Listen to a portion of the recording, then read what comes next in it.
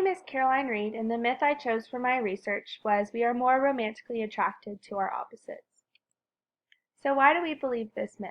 Well, common reasoning comes from what we see in pop culture. So what's on TV, the latest thing on Netflix, maybe the latest celebrity couple.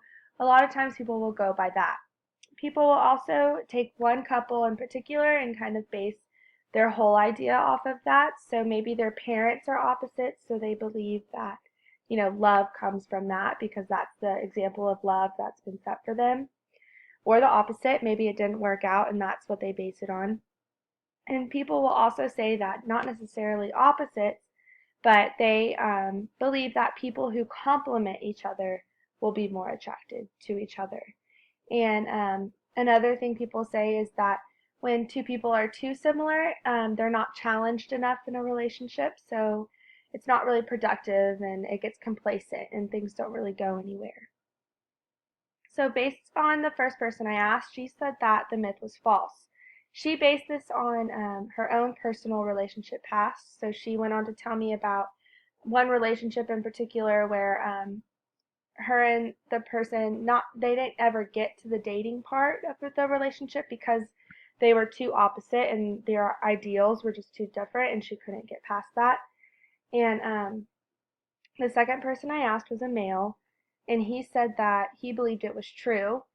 And looking back on his relationship past, he said that the attraction to someone more similar to him wore off quickly. So although he is physically attracted to both people who are similar and opposite, when it came to things underneath the skin, so like personality and character, he preferred someone who could challenge him and push him and keep things interesting, I guess, is what he was coming from. And the last person believed it was false also, and he said that oftentimes when he tried to approach someone opposite of him, they didn't have enough in common. So the conversation never really went anywhere, and it became awkward and just never really got past the initial attraction.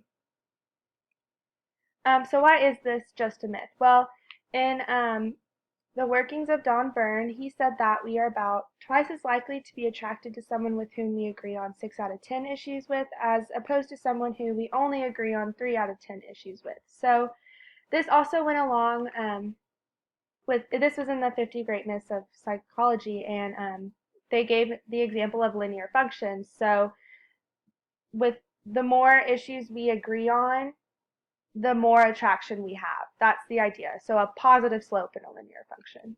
Another study was a ranking study by Peter Buston and Stephen Emlin, and they took a whole bunch of participants and told them to rank themselves, or rank the 10 characteristics based on themselves, and then the same list of characteristics and rank those in order of what they look for in a partner. So what that came to was that people ranked their own traits very similarly to how they ranked their partner's traits, saying that we actually look for people who are more similar to us, not opposite. So although it is commonly believed that we are romantically attracted to our opposites, we don't necessarily end up with an opposite, if that makes sense. So we actually are more attracted to those who are complements to ourselves, not necessarily opposite.